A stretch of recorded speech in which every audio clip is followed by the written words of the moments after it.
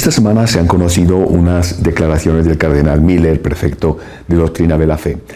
Se refería a los dubia, a las preguntas hechas por 4 cardenales al Papa y que todavía no han tenido respuesta. El cardenal Miller decía en sus declaraciones que tenían todo el derecho esos cardenales a hacer las preguntas que consideraran pertinentes al Santo Padre, pero le parecía mal que estas dubia, estas preguntas, se hubieran hecho públicas porque, dice eso, crea una situación de tensión en la Iglesia innecesaria porque, según él, no está en riesgo la fe.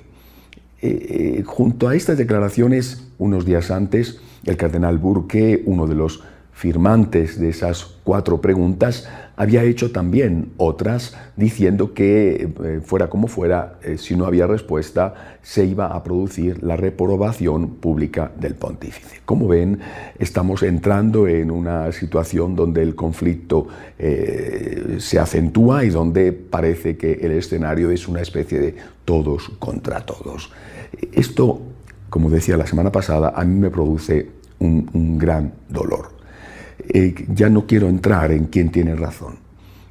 Creo que hay que constatar una cosa, y es que la unidad de la Iglesia se está deteriorando. No solo, como citaba la semana pasada, por casos donde en un mismo país unos obispos públicamente dicen una cosa y otros dicen otra, unos permiten una cosa, otros no. Eso hasta ahora seguramente había sucedido en estos años, pero no a nivel de obispos o de conferencias episcopales, y cuando ocurría, había pasado por ejemplo en Alemania con el tema de la comunión de los divorciados, había siempre enseguida una respuesta del Vaticano a propósito de aquello, diciendo que se podía o que no se podía.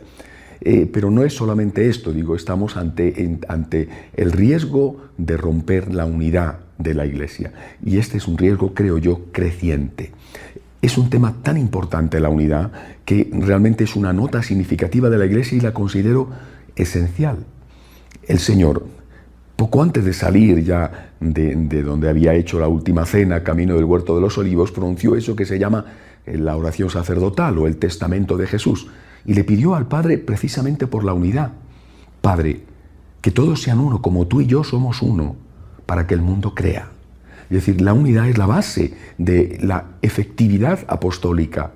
Además, la unidad es llamémosle así, materia prima sobre la que va a producirse una presencia real del Señor. Lo mismo que el pan y el vino es la materia prima sobre la que se produce la Eucaristía, la unidad es también esa materia que permite que el Señor esté presente donde 2 o más de sus discípulos están unidos en su nombre.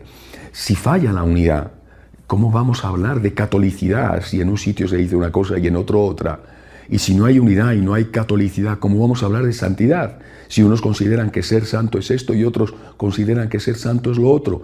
¿Y en qué quedaría entonces la apostolicidad de la Iglesia? Quizá en un mero ejercicio arqueológico. Por eso es fundamental defender la unidad. Y para eso creo que tenemos que aumentar e intensificar la oración. Pero además también tenemos que hacer otra cosa, y creo que fue el Papa Benedicto el que nos dio en su momento la clave de cómo saldríamos o de cómo podemos salir en este momento tan delicado adelante sin que se rompa esa unidad. Como es sabido, el Papa Benedicto fue elegido como vicario de Cristo en abril del 2005.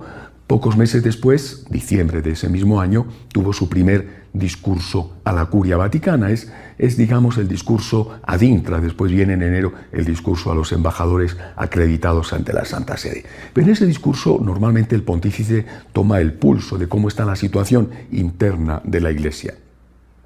Por supuesto que habló de muchas cosas en él, pero como se había celebrado en ese año 2005 el 40 aniversario de la clausura del Concilio Vaticano II, aprovechó para hablar de él. Hizo una de esas intervenciones suyas realmente de maestro, magistrales.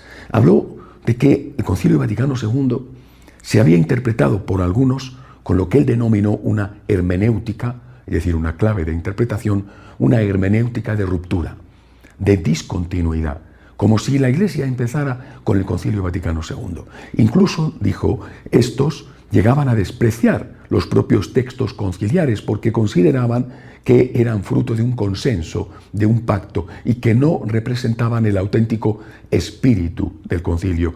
Yo invito a los que tengan tiempo y ganas a que busquen ese discurso en Internet, lo encontrarán y verán qué interesante es el diagnóstico que hace el Papa Benedicto en el 2005 de lo que habían sido los 40 años precedentes desde el concilio.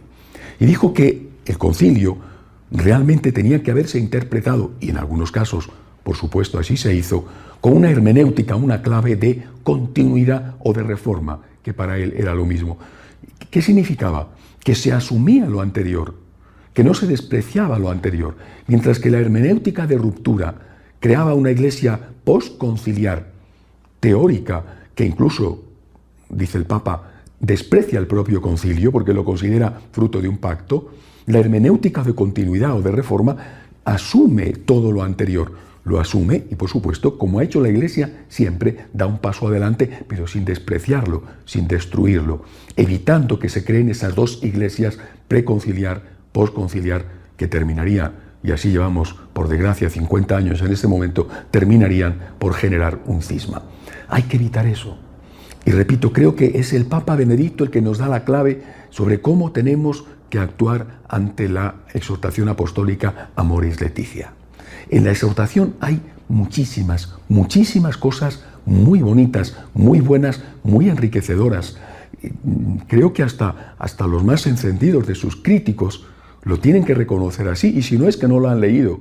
Hay capítulos que son realmente una base para la catequesis familiar. Hay un capítulo, sobre todo el capítulo 8, que ha generado confusión, que ha generado ambigüedad, que es sobre el cual están centrándose los dubia, las dudas, las opiniones extremas de aquellos que quieren leerlo con una hermenéutica de ruptura. Creo que la solución, repito, es la que nos da el Papa Benedicto.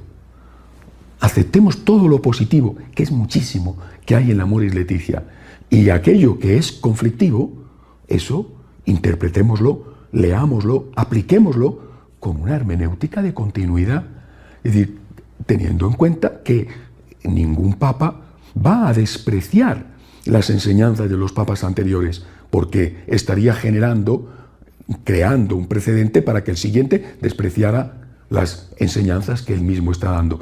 Si nosotros en este momento, primero, rezamos, pedimos el don de la unidad de la Iglesia, y segundo, leemos la Amoris Laetitia con esa hermenéutica de continuidad, que ha sido lo que personalmente he hecho desde el primer momento, desde que se conoció la exhortación apostólica, y me ha costado ciertamente muchos insultos por parte de algunos. Si nosotros leemos esa exhortación con la hermenéutica de continuidad que dijo el Papa Benedicto, podremos encontrar un camino para que no se produzca la ruptura en la Iglesia. Pero vuelvo a repetir, tenemos que rezar mucho. Hasta la semana que viene, si Dios quiere.